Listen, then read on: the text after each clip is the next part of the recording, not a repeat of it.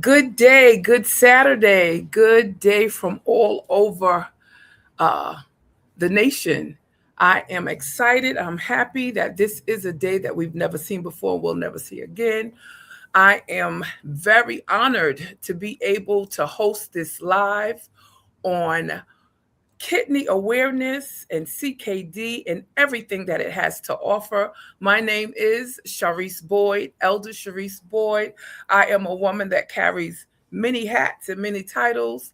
Today, I am doubly honored to bring to you discussions, testimonies, questions, and prevention surrounding kidney disease, how it's important to prevent it and be on top of it. We are grateful today on this wonderful Saturday. We know that this live will be repeated and aired on different platforms, but I am excited to have a return guest with us, Miss Tawanda D. She will introduce herself and pronounce her last name properly. I certainly don't want to mess it up. I'm so excited for her to come on today and give us an update from our meet last year. And I'm doubly honored to meet this man of valor, this debonair man that so many people have been asking me about, none other than Mr. Mario Harrison. He is coming from us all the way from Louisiana. I want to say Baton Rouge, if I'm not mistaken. Am I right, Mr. Mario? Yes, ma'am. Baton Rouge. Yes. So I will have each of them come momentarily and they will give their testimonies. I'm excited that um, we're actually bringing this topic to the forefront once again, that we try to do annually and then more. I'm excited to let everyone know who's listening in and tuning in. I am a certified kidney advocate coach. I have been certified by the American Kidney Fund, and I'm out of Pitt County, Eastern North Carolina, right here in the heart of Greenville. One of my many goals is to speak with individuals who have poor insight into kidney disease and what relates to it, what to ask the physician and the doctor for when we go see a physician, and what some of the early warning signs are. So, without further ado, I am going to ask Mr. Mario to introduce himself and give his own bio in his own way to our audience. Into your hands, sir. Well, hello, everyone. I'm Mario Harrison. I'm from Baton Rouge, Louisiana. And I've been off dialysis for, it'll be 15 years in April. I, I, I was diagnosed with diabetes at the age of 9, type 1. 9 years old. Wow. Yes, ma'am. So, Explain to us what type 1 actually means. type 1 is juvenile diabetes. Juvenile, like I said, I was 9 years old, and usually type 1 does take insulin shots. Type 2 usually doesn't. So that's about it. So, um, I'm going to put a pin right there because I definitely have some questions regarding that. But I also want our queen to come introduce herself and give a little bit about your testimony. That's totally exciting because for those who are returning viewers, they remember you were with me around this time last year. Yes, hello friends. Today, this is Twana Drone. Um, where to start? I found out that I had diabetes type 1 when I was 14. Um, received I right soon after that, I received getting on insulin dependent and wind up later with kids and all, I wind up getting on dialysis. And today I come to tell y'all that just February the 12th, I was called to receive my transplant. So now this year I have my pancreas and kidney transplant. Yay! We got to Amen. stop and Amen. pause for that. This is the Right. same young lady who was my guest this time last year, waiting, and waiting. So we're excited about your recovery. How are you feeling? How's it going? I feel great. Okay. And Mario, I want to share with our viewers and listeners how you stumbled across my vision. So Mario and I, along with so many others, we are uh, members of support groups, and this in particular, a transplant support group. And one day, Mario had this wonderful testimony that he shared with the group, and it immediately made me think of Tawanda because it had to be just days after your surgery. And I said, well, let me reach out to Mario and see if he wants to be a part of our discussion today. So, Mario, I'm glad that you accepted the invitation. I'm ecstatic about Tawanda. Tawanda is a young lady that we linked due to her relative that I work with. And she said, hey, can you talk to my niece? And we kind of talked, and we were actually on an awareness program last year when she was in need of questions to be answered, directions to go in. And I want to say that I believe I was a part of her encouragement and inspiration and guidance. And I do remember saying to you, it won't be as long as you think. And I didn't even know what I was saying, but it won't be as long as you think. Before I turn it over to questions, I just want those who don't know, I am not a person that has ever been diagnosed with diabetes. My history is with hypertension, which is just a layman's term for high blood pressure. I was diagnosed with high blood pressure at the age of 18, and I am in my 60th year of living this year. I will be 60 in August. I look good, right? Yes, ma'am. You really look good. Yes. So from 18 years old up until my late 50s, I was taking blood pressure medication. Everyone should know just by my sentence that causes long-term effects. And the effect was my kidneys. Nonetheless, you can look at past media shows that I've done to hear my story in detail, and I may come back on later on this year to speak about it. But right now, I want to get into some questions and kind of take a look and see if there's any comments. Um, to you, Mario, you spoke about being diagnosed at 9. Now you're just 9, so you don't know what's going on. What happened? What did your parent or your guardian see? What went on to even give you a 9-year-old diagnosis? Um, I was I was always thirsty. Mm, I stayed thirsty. I was drinking a lot of water, a lot of orange juice, a lot of whatever really, and I I lost a lot of weight like rapidly, real fast. So my grandfather, I was living with my grandparents. My grandfather took me to the doctor, and the doctor took one look at me and said, "Take him to the emergency room. He has diabetes." He knew just from looking at me. So he took me, and once he took me, I must have stayed there like 2 to 3 weeks, hospitalized. I had to learn everything. I had to learn how to give myself insulin shots, take test my blood sugar, and so that's basically what happened. okay, so certainly you're going to school at this time, right? Yes. How are you handling that? Hold on to that question. Um, Tawanda, 14. Brief us Yeah. on how you learned about it. It was the same way. Like I had to like drink anything I could put my hands on. Steady had to go to the bathroom. To was times that we'll leave the house, and my mom I gotta go to the bathroom. There was times I was about to urinate on myself. Like I'm like something ain't right, but we still couldn't put our finger on it because we didn't have a family member in our family that had it like we did, but it was like down the line. So it's just little signs was happening, and one day my mom just like something ain't right, and she just took me to the emergency room, and they kept doing tests, and I'm like, it's taking them a long time. You know, you 14, you like, what's going on? They keep doing all this blood work, and then they came in and said she has type 1 diabetes, and my blood sugars was way over the machine just said high. How about you, Mario? What was your blood sugar level? My blood sugar was 900. Yeah. Okay. So y'all educate me because I don't know what these numbers mean. I'm sure Yes, a lot of people listening Yeah. and will be. What does that mean? What is normal? What's not normal? Who wants to take 900, the lead from that?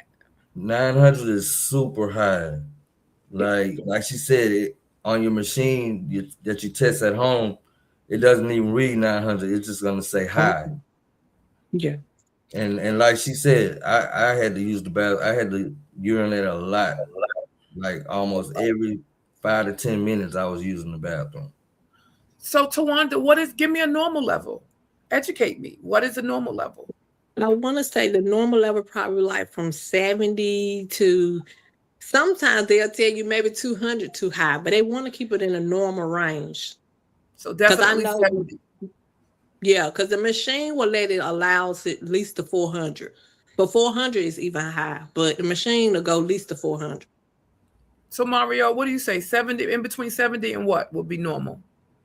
Like 70 to 130, 120 Okay. 70 to was a 120. yeah. That's a good blood sugar for you. Yeah. Okay. Okay. And thank you for that. I know a lot of things, but I don't know not as much as I should about diabetes. First of all, as I even share with people, until it hits close to home, you really have poor insight into these things. Okay. When I was diagnosed with kidney failure, I argued with my kidney doctor tooth and nail. I said, "What do you mean? It's nothing wrong with me. I feel fine." You know, and we'll get to talking about that before the end of the show. My next question, I want to pose this question to you, Mario. Tell us a little bit about the ups and downs, of your journey. Give me some when you were growing up with this disease, and then share with us after you receive your transplants. What are the pros and cons to it, the ups and the downs? The ups and downs were I honestly I really didn't do like I didn't take care of myself like I really should have. And I guess it was because I was so young. Like I would try to beat the system. I would take extra insulin if I knew I was gonna eat something sweet. And my grandmother would tell me, "You're not doing nothing but harming yourself. Hmm. In the long run, it's gonna affect you in the long run." And she was telling the truth. Yeah, that's how I ended up on dialysis, my kidney failing, because I had high blood pressure for a long time and didn't even know it. And so, like, I went to the doctor, and he told me, he said, "You're headed toward dialysis." So I I was at a stage 3, and he was like, "You can start dialysis now, or you can get more sick." So I figured, let's do it now. So I didn't have a lot of fluid gain like most people do because they don't know. So I started then, and I was like one of the youngest in the clinic that I was going to. So let me I stop didn't you do right there. So how did you okay. feel? Were you happy? Were you embarrassed? Were you angry? I What were your was feelings? I was scared. I was Scared. truly scared. Yeah. Even though I had a cousin, a younger cousin, that he was on dialysis. Ah, But yes, but he wasn't a diabetic. He used to okay. lift weights. He used to lift weights, and the amino acids ate a hole through his kidneys. I So love that's that you how. said that. Yes, Let's ma'am. let that marinate. It's important to know that it doesn't always have to stem from diabetes. It doesn't always have to stem from high blood pressure. And I was in dialysis with a gentleman who didn't have any of the history medical conditions that the three of us have. It was similar to something with his muscles as well. So tell me, repeat that a little bit more regarding you said your cousin with Yes, ma'am. amino acids. Tell me a little bit about that. I don't It know wasn't too much. diabetes. Okay. No, I just know, like I said, it's like a powder that he used to drink, for his muscles, Yeah. and they ate a hole through both of his kidneys. So that's what damaged his kidneys, and that's what started him to have to do dialysis. So Wow. he would always try to tell me about it, and I never wanted to listen to him because I was like, my doctor told me I'm headed there, and I know that was mean. I should have just listened to see what he had to say, but I didn't. So and I had to get on myself. So but when I got on, I realized a lot of things that he was doing he shouldn't have. Okay. But it helped both of us. But he passed away. He wasn't able to get a kidney, and I was able to get. I had to get 2 kidneys. Tell So I us, had okay. 2. Oh my gosh. And that's good. And that's what I want you to share. Just before you share that, this is what I do know. I know that, one, you have to be able to be eligible to even get on the list for a kidney. Yes. So when you initially started talking, and Tawanda, I know you heard it too. He was like, I wasn't doing what I was supposed to do. And I'm saying in my mind, well, how did you get a kidney? But then you finished and you said, but I was young then. In order for you to even become eligible, you have to kind of be, what's the word? In alignment with the things that you're supposed to do. And I heard you say too, and I want to pause on you for that. I want to get some feedback from Tawanda, and I definitely want to hear about your 2 kidney journey. Tawanda, share with us about some of your fears and things that you didn't know real briefly, and then let us know how light got shed on your questions and concerns. When I found out, I was 3 months pregnant. They said it's my doctor. I went to my diabetes doctor, and they was like, we want you to go see a neurologist. And I said, okay. I get there, they're explaining what's going on. I'm like, you talk about dialysis, like, what's going on? He's like, well, you is stage 3. I said, well, what happened to the stage 1 to stage 2? Like, no one told me. Y'all been doing blood work all this time, and y'all wait till I'm pregnant to tell me this. So I was devastated. I'm crying. And he was like, it's okay. You young. He was like, you could get on the transplant. I'm like, he said it like it was so easy. And I'm like, but still. I said, so what do I need to do? Can I take some medicine? He was like, no.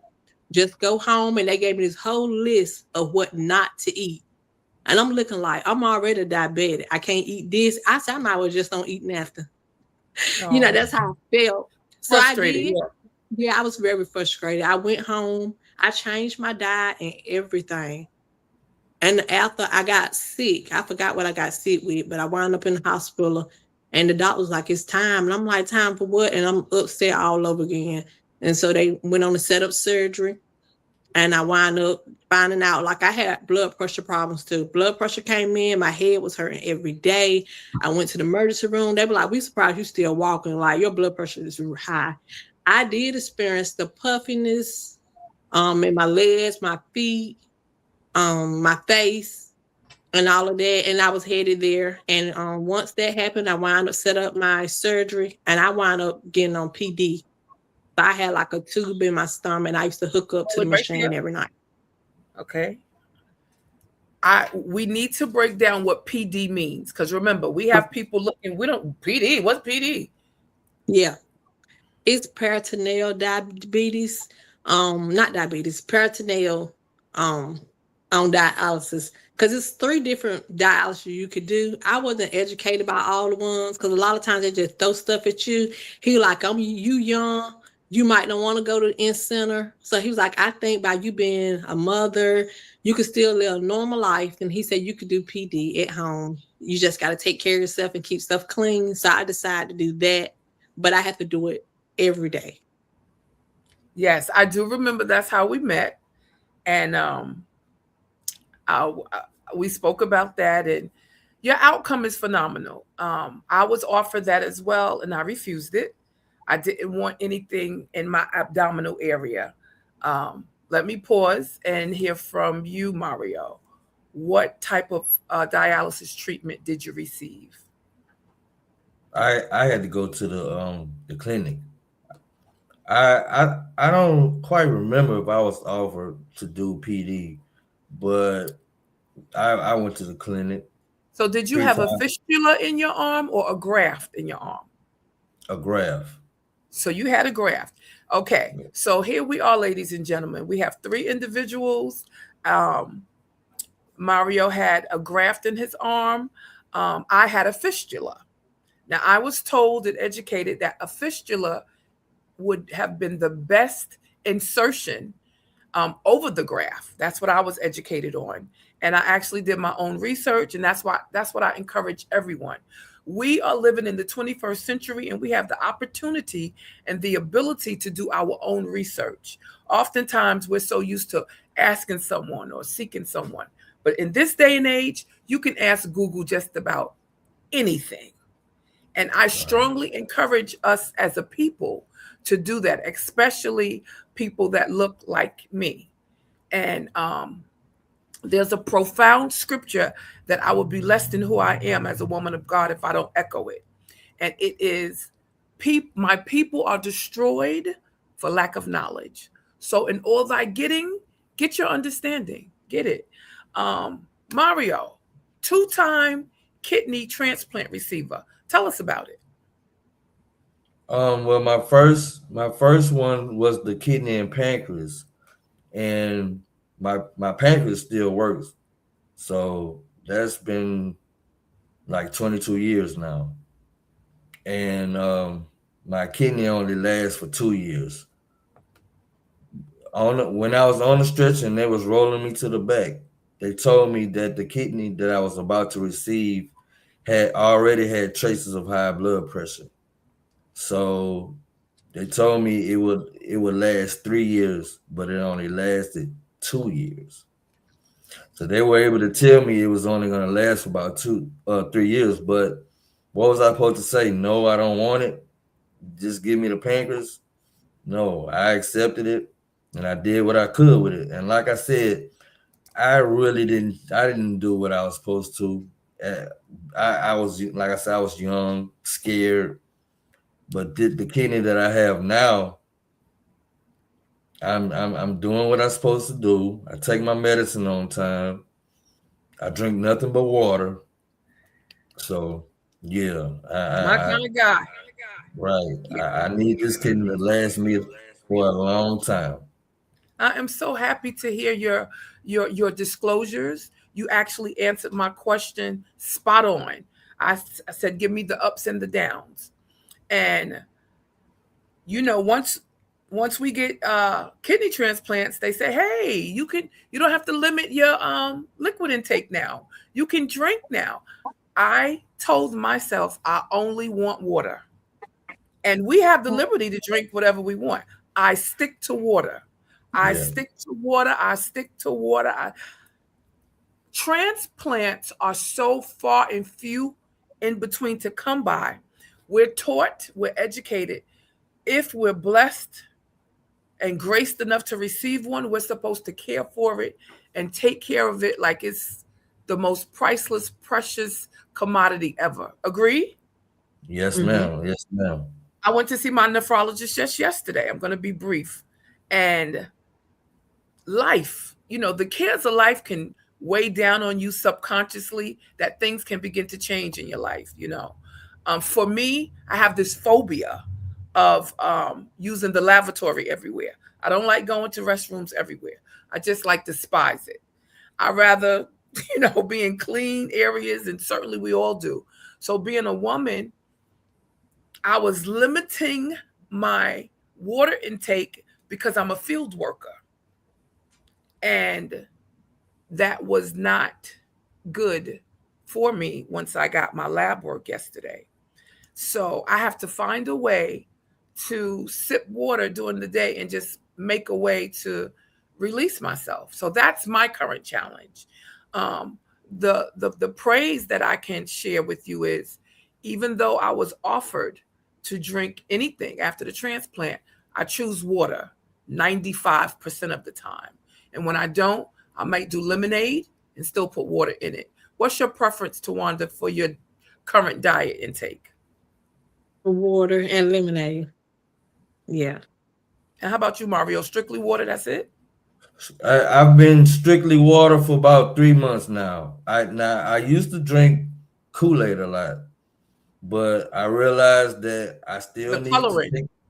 Yes, Yeah. and I still needed to take care of my pancreas because Mm. it wouldn't be the packs of Kool-Aid that you put in your water that's sugar free. I would make my own Kool-Aid with sugar. And like I said, I realized that would be like the only thing sweet that I would have, the drinks. I when I had my pancreas, I didn't go back to eating cake or candy. I didn't do that. So basically, it was just to drink what I was drinking. So I just decided from now on, I'm gonna just drink water. Okay. I want to thank Miss Ethel for being on. I want to thank Natasha Gottlieb, who is a very close friend of mine, for being on. I can't see everyone that's on right now, but for those of you who are on, I'm grateful for you. And those of you that will see the replay, I don't know a lot about the pancreas, but here's my question. Once you receive a pancreas transplant, Tawanda and Mario, does that mean that you can just go on and have sugar intake like a regular, ordinary person that has their pancreas working in normal condition? Or do you still have to be careful and treat your daily living like you're a diabetic? Now that I don't know, but I'm so kind of like disciplined with it. I ain't playing around with it. So I'm still trying to like eat in moderation. I don't mess with a lot of sweets. Still trying to eat healthy, if that makes So sense. it does. So Mario, who's a vet with this, let me hear from you for Yeah, that same question. it's not good to just you really can eat. Basically, you can eat what you want, but it's not good to. It's good to still live like you have diabetes. And a diabetic diet is one of the best diets to be on. So Yeah. it's good to just be very lenient with sugar if you're gonna do it. Okay. And I'm gonna go with that. These days, come on, y'all, we know fast food is really not good for us. Processed food is not good for any individual's body, any No. individuals, from young to old. It's just not. We're living in a world where we've moved away from home cooking. If we all think back into our family's generations, I'm sure Miss Ethel could tell you, these things were not a topic of discussion. And my father, who's still living, he stated to me, I don't recall seeing dialysis centers when he was raising us as children. Now they're popped up all over the place. Right. And I'm letting you know, I haven't heard the word kidney failure as much as I do now. And it's hitting close to home. It's amongst my peers. It's in the circle of my support groups. It's in the church that I attend to. It's my neighbor. It's a relative. Do you guys agree or disagree? Yes, ma'am. Agree. I agree totally. Yes. And we're hitting um, kidney surgery, dialysis. So I'm at a cross. Now this is Sharice talking personally. I'm at Mhm. crossroads with it. I believe that we, as a people, we can fight against this as best we can. Can we always do it? Absolutely not. Why? Statistics show it's amongst the African culture primarily. I've sat in deep discussions with this, and I've um, dove into our cells, our blood cells, and our chemical makeup as African rooted individuals. Okay, I was honored to sit on a panel where we got deep into the heart of the matter. So I will surrender and say, okay, I see where you're going. At the same time, everyone doesn't have it genetically. It comes Right. about with what you said, Mario, with your cousin. It comes about with what we put inside of our bodies. So it's Right. important, though it's challenging sometimes, to have home cooked meals. Are the both of you investing in that? And if not, what is your daily food intake way? Tawanda, you first. Yeah, for the most part, what I could tolerate. Because by me being just had, I still had acid reflux a little bit. So I'm trying to eat things to soft. like mashed potatoes, stuff at home, like rice, stuff that's, soothing to my throat. So yeah, it's best to eat at home. Buy your food and cook at home. And it get expensive too. It does. Mario? Yes, I cook a lot, and I don't eat fried foods no more. So I'm eating a lot of baked foods and a lot of fish, chicken. Trying to stay away from pork too. If I do eat pork, it might be ham or in the morning for breakfast or something like that. But you gotta stay away from all the sodium foods that have a lot of sodium, and I definitely don't cook with salt at all. So yeah, I try to stay out the restaurants. Yeah, I'm with you. There is no salt in my house. You won't be able to find it. There's no salt in my house. I have become the mushroom queen. I do everything with mushrooms, and people be like, mushrooms. And in conversations, people will, just ask, what do you like? What's your favorite food? And I tell them looks can be deceiving because I am a vegetable. I love vegetables. Mushrooms, Right. I can eat them every day. 70 Yeah. ways to Sunday. I can create ways. I have some in my refrigerator today that's going to probably look like steak when I'm done with it because there's so many different types of mushrooms. And I don't like solid meat. I try to stay away from it. Chicken just doesn't taste good to me anymore. Definitely don't like steak. I might have a spell where I might want to need a little oxtail a little bit, but I'll try to be real cautious, very, very rare. And like you, Tawanda, my Mhm. digestive system has changed. It's probably coupled with my age and the kidney transplant that I have. Yes. So um, I'm happy to announce I'm about um, 3 years and change into having my kidney transplant. I was blessed to get a 23-year-old's kidney transplant, so that was a plus for me. Like you, Mario, I had accepted um, a hepatitis kidney if one became available. I had just settled for it. Like you said, when they give it to you, what are you going to do? Say no?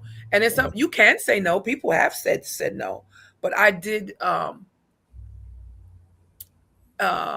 say that I would take one. God blessed, and I didn't have to have that type of a kidney.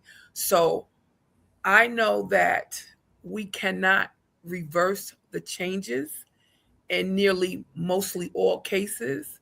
So, to the audience, our kidneys can start off from birth to adolescence, toddler age. Well, let's just say 100%, working 100%.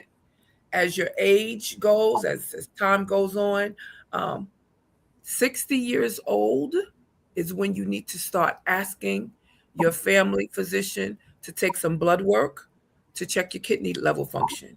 Because by 60, I can almost guarantee you it's not at 100% anymore because of life. It's just been decades and decades of being alive. Who wants to add to what I have to say? Everything that I'm saying is written. Anybody want to add to it?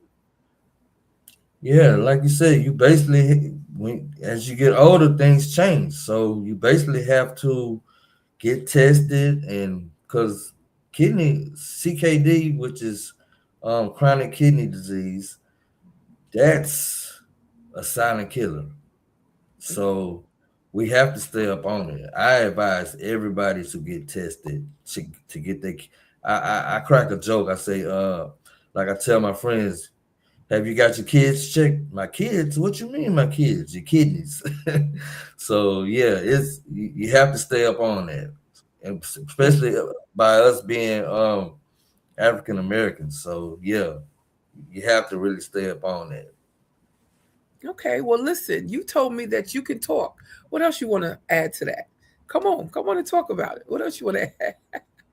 Um, no, you putting me on the spot, but no, I'm just saying like I am. I've been through so much.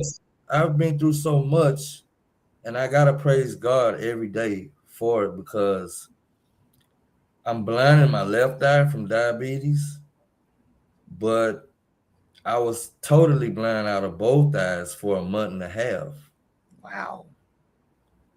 Testify. and I was on dialysis and still a diabetic all at the same time. So God delivered me from that. He let me see again. You know how they say I was once blind, but now I can see again? That's a true statement for me. Yeah. But yeah, every morning I wake up and I give him all the praise and glory for it. So, and that's why I need to take care of. I really need to take care of this kidney he gave me. And they say what a pancreas. I mean, not a pancreas, just a transplant period usually lasts from 8 to 10 years. I've had my pancreas for 22 years. It'll be 22 years April 16th. And I'll be 50. I'll be 50 Good Friday. So yes, thank you so much. Thank you. Yes, yes. Your story is so powerful.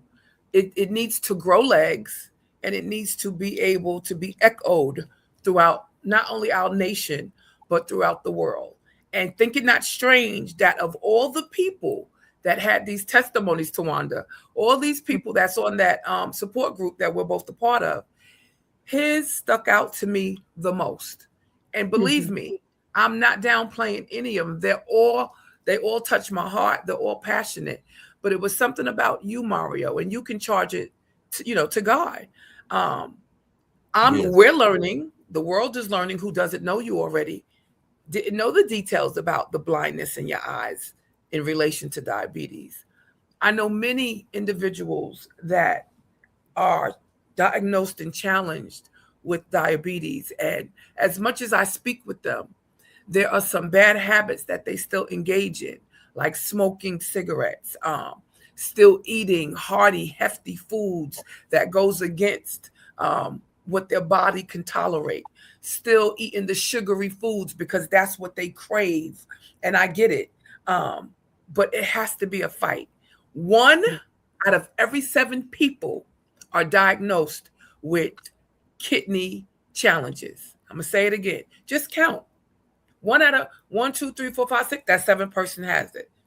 That 7th person. So it's closer to home than we think. And as I forestated, we don't let this really marinate in our thought pattern until it hits close to home.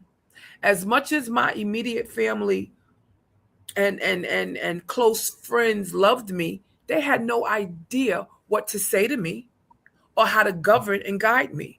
So again, to our audience, join support groups. Tawanda, I don't know if we've talked to see if you've joined one yet, Yes. but we did have this conversation. When I tell you it's beneficial, it's beneficial. I have a piece from last year when I made local news, and I'll probably post it. I got diagnosed with a deadly disease. There's a deadly disease that you can get from being on dialysis as a woman that's over 50. That's usually leads to death. And I had it. I'll keep you guessing so that you can go find it, and I'll list it so you can view it. And I overcame that. Mario, you're telling me that you was temporarily blind in both eyes, and you overcame that. Tawanda shared with me recently what her feelings and emotions were right after her surgery. And I'll let her share that with you at this time if she so feels like it. Because it's not all whistle and Dixie. People think that because I have a transplant, oh, I'm cured now. I can lift 50 pounds now. Oh, you can do this now. What do you need my help for? But it's not like that. A transplant is the highest form of treatment, but it's not a cure. Go ahead, Tawanda. Yeah, I was just about to say that. I had to learn that too, because I felt like once I got it, I could live a normal life, which you can, but it's just a treatment because it could fail. And some people have 4 kidneys, you could get multiple because it could fail you. So you just had to treat your body and stay healthy and do the things that your doctor tell you to do so you can keep that kidney as healthy as you can. Yes. Now let's get a little personal. Can I say something? Yes, Mario, please. Yes. I have a friend that passed away, and her funeral is today, matter of fact, going on right now. She's had 4 kidneys transplants, and 3 of her kidneys were from relatives, and the doctor told her not to use relatives no more. And she and her brother's wife gave her a kidney, and but she had heart problems too, so that's what made her pass. So yes, you can have transplants, but you got to take care of them. But I never knew why hers would always reject though. So you just got to know what you're doing and know what's going on with it. Absolutely. Everything is on a case by case basis. Each patient's situation is on a case by case basis. Echo her name so that we can certainly keep her family in thought and in prayer. What's this individual's name whose homegoing service is today? What's her Her name? name is her name is Lakeisha Hall. Yes. Lakeisha So Hall. to Lakeisha Hall's family, we certainly want to hold you in high thought and pray your strength as you get through this. One of my closest and dearest friends who actually guided me to every stage that I've met, the CKD, the acknowledgement of it, the questions. She recently passed a few months ago, and I did want to dedicate this month's show to her. Her name is Sheena Perez Billups. We hung out for years growing up. Young adults, we hung out in the clubs. This is when I had one foot in church and one foot in the clubs, and she was just fabulous. She was just a fabulous young lady. Had no idea that she had kidney failure, had no idea that she was on dialysis, had no idea that she was a diabetic, had no idea that she had lupus. That's how fabulous she was when she stepped out, right? So when I begin to share and disclose to my friends that, hey, they're threatening to put me on dialysis, I need to meet with y'all and talk to all my close people. They said, why don't you talk to Sheena? She has a transplant. And I'm like, Sheena? Sheena that we ain't got with? So in my mind, I said, if she could do it, I could do it.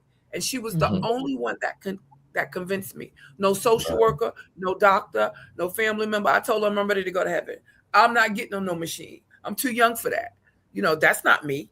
I don't look like those people, and that was my ignorance, because when I got into the dialysis center, I did my dialysis at home.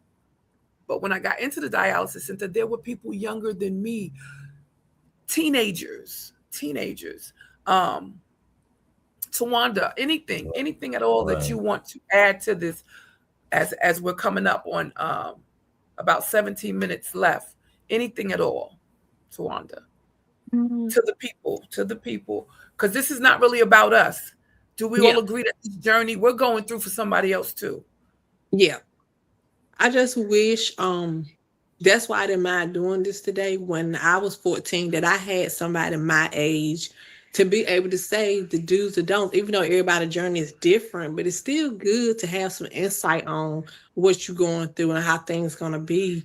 And like you said, just because you have a transplant, that don't mean your life will be perfect. Because I did suffer with a little depression after the transplant. Because I'm like, how I'm gonna do this? And some days I didn't feel good, but I'm getting through it, and I'm healing, and I'm in my recovery, and I'm doing good as of now. Yeah. Good. Thank you for disclosing that. After surgery, it can become quite depressing. I had bouts of that as well, because I was isolated by myself for 3 months, more or less. Remember, our immune system cannot have a lot of people around us, germs, cough, flu, none of that. Mario, anything that you like to add, anything at all, feel free. You just have to have a good support system after you have a transplant, because it's a lot you have to go through. You got to be strong. And I want to say, when I had my second surgery, I stopped breathing, but I didn't know, they couldn't tell me why. To this day, I don't know why. I was talking to my dad, and I was telling him it's getting hard for me to breathe. And the next thing you know, I was on a breathing machine, and they told him that I had 3 days to be on it. but I started breathing the next day on my own. So I give all praise to God for that. Like I say, God has had his hands on me for a long time, and he still does. My And that's because recovery, you have both my recoveries been kind of touch and go. go ahead. No, you go ahead. Yes. I like I say, God has been with me from for a long time. He's still with me. Like I honestly feel like I should have been dead from all the stuff that I've been through. But he has the last say so with that. So I can't say, I should have been dead because he knows. I have a lot here to do. And I even plan on writing a book. So yeah, I give all Awesome. the praise Awesome. to him. Yes, the more you talk, the more your testimony becomes more profound. We're talking you stop breathing. We're talking blindness. We're talking double kidney transplants. We're talking a pancreas transplant. Um, it's certainly safe to say you have work to do. There's other individuals that need to hear your story to be encouraged by your story. So we certainly thank God and applaud you for your efforts. Tawanda, honored and privileged to call you a friend. Have met you through your aunt Vicky, my coworker, Miss Shaw, and for her even reaching out to me, saying, "Hey, you've been through something that's kind of similar to what my niece is going through. Do you think you can speak with her?" Mhm. Glad that we did talk. There were some nights that we had to share, and that's what we as individuals are here for, to be helpers one to another. Our Yeah. work is certainly not through regarding this. And one thing for certain, and two things for sure, we all have to leave this planet called Earth. Mhm. So while we're here, we can gain as much insight as we can to live productive, proactive lives, comfortable as possible. We are gracious to be in the 21st century where there's so many types of research that is coming across for this disease. Sometimes we're considered to be on the bottom of the totem pole, but we're gaining more and more exposure. It's up to people like you, Tawanda, and you, Mario, and myself. And we're grateful for this platform where we will have the ability to repeat and air this on GPAC TV cable station here locally in Eastern North Carolina, where they can go on the site, and you could go on YouTube and you can key in my name um, under GPAC, and you can see the various topics that we've discussed regarding kidney prevention with CKD and all of that. And it's up to you guys to contact me. Um, all of us are on Facebook. All of us have our links open to be messaged. Let's get out there so that others can be able to fight this before it gets to the place that we've had to journey through. We're all victorious. And a question is always asked: you don't look like, have you guys gotten that? You don't look like, and my question is, what is this supposed to look like? Have you gotten Yeah. that? Wanda, have you gotten that, Mario? I got to a point I just get frustrated. Yes, I'm like, how do a kidney patient look? I get that all the time. Yeah, you don't look like, and the Right, way, right. because the way we carry ourselves, this is what it's supposed to look like. Because this right here that I see, this is God being before us. And Yeah. God said in his word that he'll beautify the meek. He'll beautify the meek with salvation. So let's stop waiting for what it looks like on the outside, because we have the ability to take care of ourselves on the outside, and more importantly on the inside, and prominent the spiritual side. Do you agree? I agree. Yeah. So this is what it Yes, looks like, ladies and gentlemen. totally And agree. we wear it, and we wear it well. We wear it and we wear it well. Don't be fooled. It is a challenge. It is a challenge, but we have the ability to confound the enemy, to pull ourselves up from our bootstraps and keep pressing every day. I just want to remind everyone, um, get your annual checkups. We live in a nation where health insurance is attainable, whether you're working or not. It's attainable. Unfortunately, the male gender seems to frown upon going to see the doctors. Mario is an example that they should go see doctors. The male population should. How do you feel about Yes. that, Mario? I don't know why. I don't know why males are scared. I guess because they don't know. They're scared to hear what the doctor has to say. But I guess I could say I was kind of like that at one time. But yeah, you got to get over that. You got to go to the doctor and get checked out, so you know what's going on with yourself, and so you can do what needs to be done. Yes, yes. Regularly. Let's say even if you do it once a year. If you want to do it once a year, ask these key questions. Hey, can you check my kidney functioning? Say it. Because avoiding it will make it worse. And from what I hear, it's a painful journey if you don't get treatment. Case in point, you can get fluid buildup. I've had fluid buildup. You can have pain in your joints, especially in your legs, with tingling and burning. Your energy could become so low, you can only take a few steps and you're out of breath, you're tired. Your sleeping pattern becomes non-existent with sleeping and definitely uncomfortable. I'm speaking from personal experience. And this is when I did not know what was going on with me. And this is when I was going to the doctor regularly. And oftentimes, and you'll hear it in your research, ladies and gentlemen, it's unfortunate that we're a day late and a dollar short. We find out when it's stage 3. We find out when we're almost at dialysis points, which I don't like. So here we are. We're the mouthpieces to say, hey, make an appointment this week to go get a checkup. Well, Sharice, what am I going to say to them? Make sure you get a urine. Make sure they pull your urine. Do your blood levels. And just tell them, check my sugar level. Check my kidney level function. Check my my blood pressure.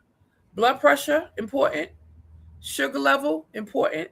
What else? Am I leaving out? Because protein can be found in your urine, blood can be found in your urine that you can't see. Only a microscope can see. An ounce of prevention is worth a pound of cure. Right. Am I right? And treatment, early treatment is always a plus. So right now, we are the bootleg physicians right now. We are the unauthorized physicians. We are the self-appointed physicians, encouraging everyone to get out there. Get out there before it's too late. Isn't it easier to get a checkup than it is to get on a machine? Yes. Yes, Mario, you have the floor. You got the floor. Tawanda, you got the floor, and then we're going to end it. Floor is yours, Mario. I just want to encourage everybody to do like you said. Go get checked. Go get your kidneys checked, your blood sugar checked. Just go to the doctor and get checked. And whatever he says, do it. That's about all I have to say. And I want to thank you for inviting me to this platform, because I was real nervous at first, but I'm good. I'm glad I took the invitation, and I will keep in touch with both of you guys. Thank you so much. You are quite welcome, Mario. Is there anyone you want to shout out? Anyone you want to give recognition to that you may see on the line that I can't see? To everybody I invited. Hopefully they know it was Eastern time, like because we are an hour behind you guys. But I will let them know that it will be shown again. So to check it out. Absolutely. If they happen to see it on YouTube, let everybody check a like mark. Let them subscribe. They can come right back here on Facebook and see it. You have my direct contact number, and we are certainly honored and glad to have you. I'm going to ride this kidney awareness ride, and you can certainly come and jump on board and ride it with me. Tawanda, how about you? Y'all said most of everything, but yeah, make sure you go to your doctor's appointments regularly, do all the checks and stuff, and eat healthy and clean, and try to exercise. They say that all the time. Try to walk. You don't have to go lift weights or anything, but just try to circulate things and walk on a daily. Yes. And that's a challenge for me because I have about 150 jobs, but it's no excuse. Walking. Know this, and I don't think any of us mentioned this, but it's certainly important. Once we have these transplants, to our audience, we are on lifetime medications. Yeah. We forgot to mention that, right, Mario and Tawanda? Yeah. We are on lifetime medications. Oh, yeah. One of my, do you see who I have up here? This is my number one nurse. This was my nephrologist nurse. Let's give it up for Nurse Benicia Hill. She's on. She has just warmed my heart. This is the first nurse that I had that held my hand to the end. Did you guys have any medical practitioners that you felt were very supportive to you, Mario? Or you, Tawanda? Yes. Mario, Well, my kidney doctor now, my kidney doctor now, and my nurse practitioner was my nurse at dialysis. So I give all praise and honor to her because she really looks out for me, and so does my nephrologist, Dr. Merrill. Same here. I will be letting them know to look at this when it reads. Yes. How about you, Tawanda? At first I was kind of stubborn because I went into like, they don't know how I feel. They can tell me all they want to. It'll get better. So I went in stubborn. I wasn't trying to listen to them because I'm like, you trying to hurt me. But I did find a young lady that used to draw my blood on the monthly when I used to go. And she encouraged me all the time, telling me what good mother I am and how I'm taking care of myself and stuff. And me and her form a relationship. So she calls me on the regular and check on me. Awesome. You can certainly find me right here. I am Sharice Boyd Jackson. You see me up here. Time is not going to permit these little fingers to do all that typing on the screen, but I'm definitely not hard to find. Awesome Radio Network. That's where we are on Facebook and YouTube. GPAC TV. That is our cable station. You can find us. We are not hard to find. I want to thank our managers here, our owners here, our shop callers here, Akila Thigpen McCardell.